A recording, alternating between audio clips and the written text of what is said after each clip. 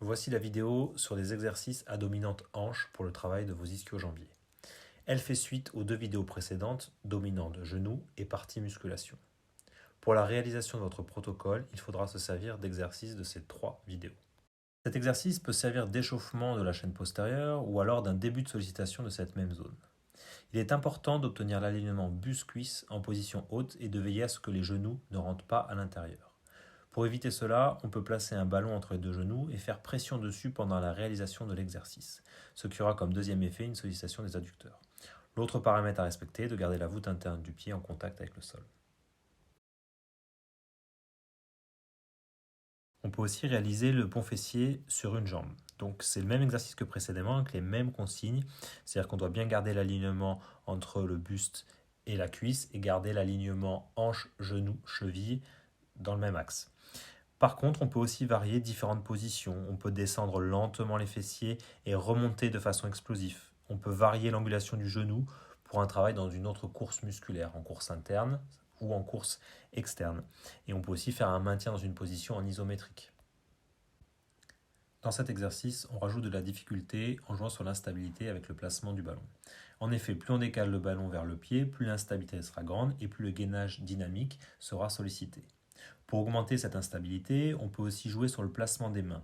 Si on les place sur la poitrine, en gardant les coudes au sol, ça sera plus facile que si on place tout sur la poitrine. Dans cet exercice, on va modifier la flexion de genou pour se placer à 90 degrés. On peut très bien aussi se placer dans une autre course musculaire et réaliser le même exercice.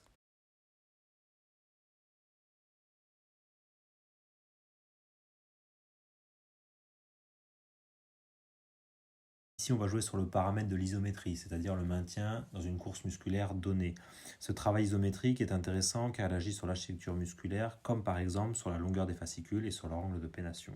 On peut varier la position de flexion pour se rapprocher de son sport ou de son activité physique. On reprend les mêmes exercices que précédemment, mais cette fois-ci sur une jambe. L'avantage de ce travail unipodal, c'est qu'il permet de rééquilibrer les asymétries musculaires d'un côté par rapport à l'autre, d'un point de vue de la force, de l'endurance musculaire par exemple. Le placement des mains au sol joue le rôle de stabilisation, mais avec le nombre de répétitions, leur aide doit diminuer au profit de l'activation des muscles de la zone lombopelvienne et du caisson abdominal.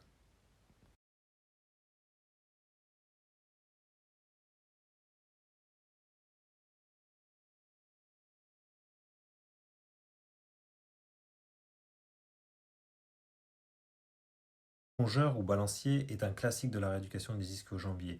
Il allie un travail excentrique des ischio-jambiers et un travail proprioceptif. Attention de ne pas augmenter la flexion du genou fixe au cours du mouvement et à bien placer le poids du côté de la jambe qui fait balancier.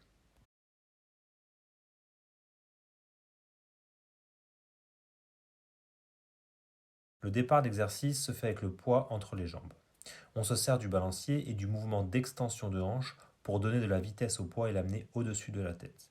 Le retour s'effectuera avec l'énergie emmagasinée qui permettra d'aider à la répétition suivante. Ce mouvement n'est pas spécifique aux ischio-jambiers, mais il permet leur sollicitation par une activation de la chaîne postérieure. En effet, il y a un travail des muscles lombaires, du grand fessier et par diffusion des ischio-jambiers.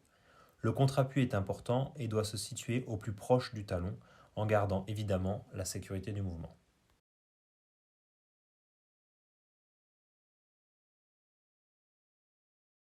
Encore un mouvement non spécifique des ischio-jambiers, mais qui est intéressant car il peut être spécifique d'une activité sportive, avec de grandes foulées ou avec un shoot dans un ballon.